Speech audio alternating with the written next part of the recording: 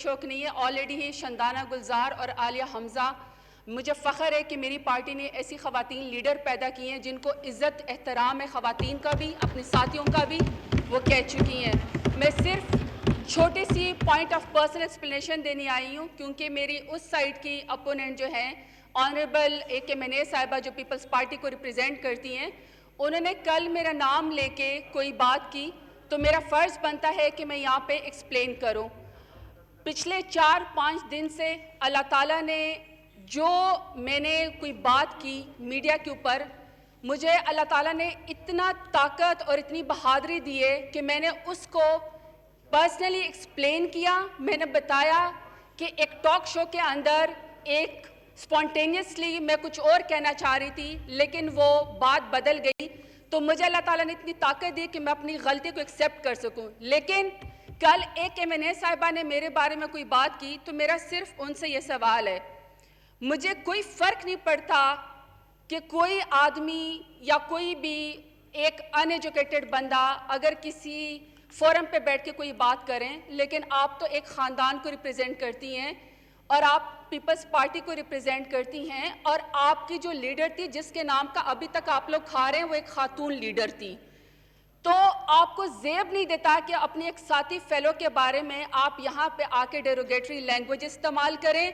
अगर मैं ये कहना शुरू कर दूं, मैं आपको लतीफ़े गिनवाना शुरू कर दूं आपकी पार्टी की, थैंक यू, एक सेकंड प्लीज स्पीकर साहब, तो मेरा ख्याल है बहुत मुश्किल हो जाएगी।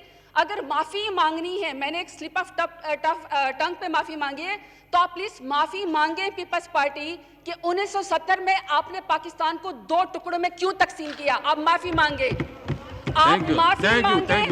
नहीं मैडम, स्पीकर साहब, पर्सनल एक्सप्लेनेशन, आप एक्सप्लेनेशन दे रही हूँ, ये पर्सनल एक्सप्लेनेशन नहीं है मैडम, ये पर्सनल एक्सप्लेनेशन नहीं है। आपको माफी मांगनी चाहिए, आपको माफी मांगनी चाहिए कि अजान बचता है या अजान बचती है, आपको माफी मांगनी चाहिए। आप तशरीफ रखें, आप तशरीफ रखें, आप तशरीफ रखें, आप तशरीफ रखें। Thank you, thank you, thank you. आप तमाम पार्टियों ने इस मामले पे इत्तेफाक किया हुआ है कि हम इशारों में भी कोई गैर अखलाकी बात हाउस में नहीं करेंगे। तो आप मुझे प्लीज, तो आज तमाम के लिए अपनी अपनी सीटों पर खड़े होकर इस तरह की चीज़ों की हौसला अफजाई कर रहे हैं। मुझे अफसोस है, मैं समझता हूँ कि यह हाउस हम सबका है, हम सबको अपनी इज्जत का ख्याल रखना चाहिए।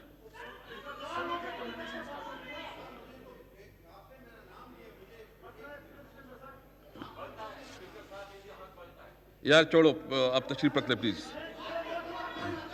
Senate recommendation item number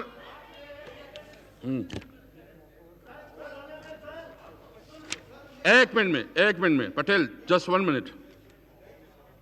okay sir, बहुत शुक्रिया आपका। बात ये सर कि 2 साल से एज ए कस्टोडियन आप ये हाउस चला रहे हैं और बड़ी उम्दगी से चला रहे थे, लेकिन सर मैं भी इस बात का एतराफ़ करता हूं कि गुज़िश्ता 4-6 माह से इस हाउस में तलखी बढ़ी है। आपकी एक ऑब्जर्वेशन भी सामने आई कल परसों, जिसमें मेरा नाम लिया गया बिलखुसूस।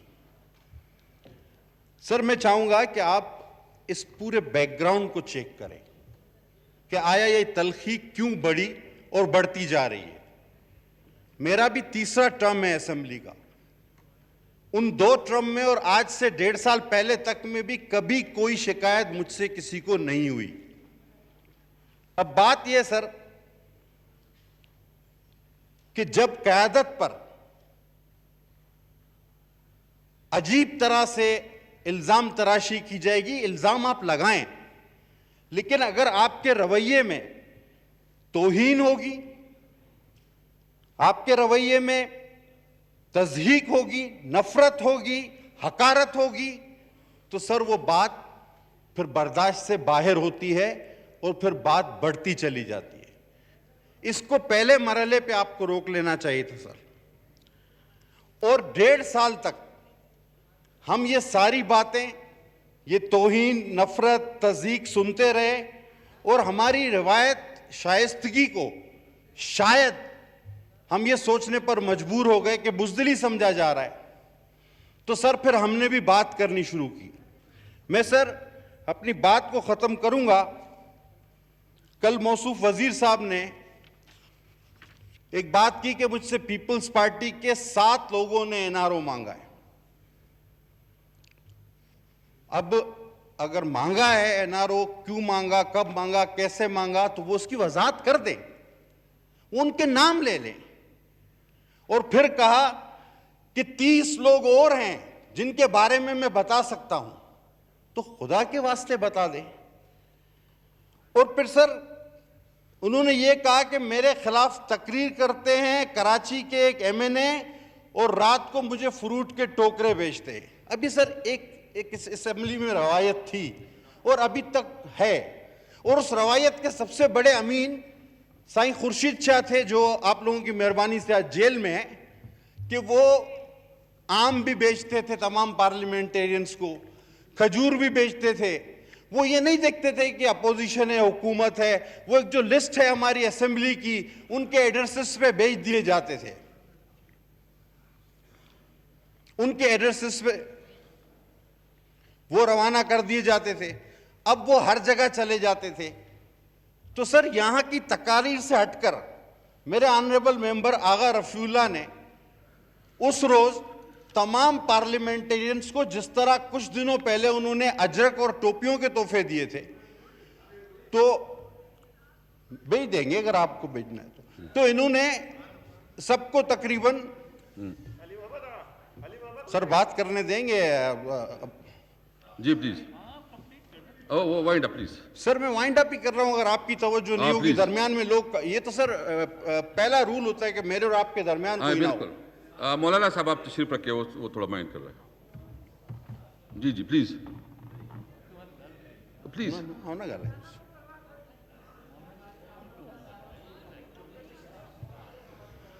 सर बहरहाल ये अगर इस रिवायत को भी हम ये बनाकर पेश करें कि शायद मुझसे कोई डरता है इसलिए मेरे घर पे तोहफा भेज दिया,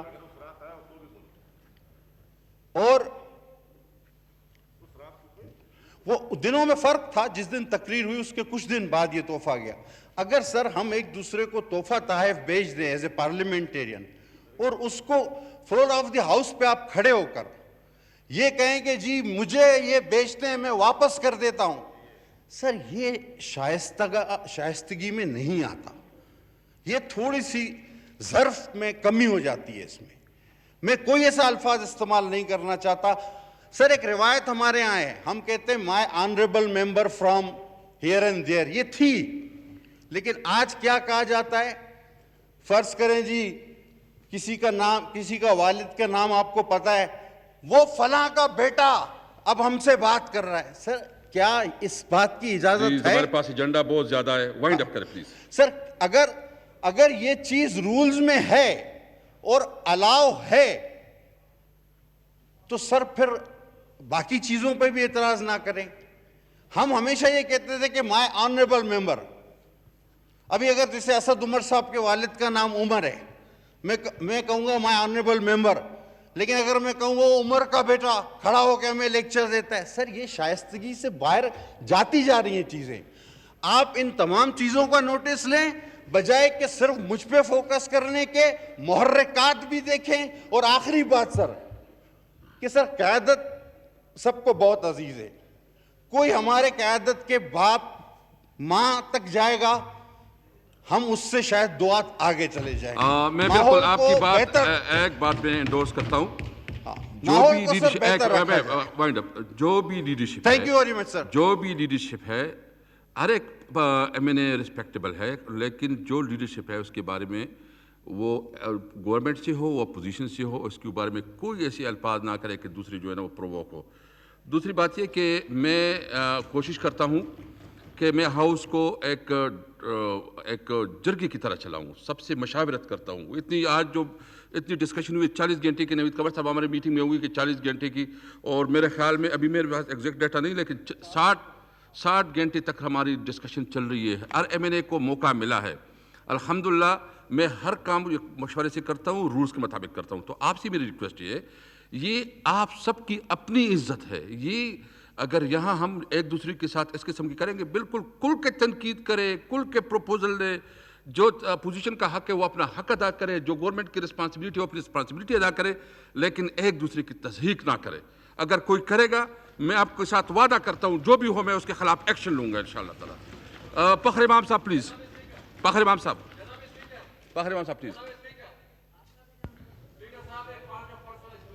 जी फ़खर इमाम साहब प्लीज़। Ji honourable speaker,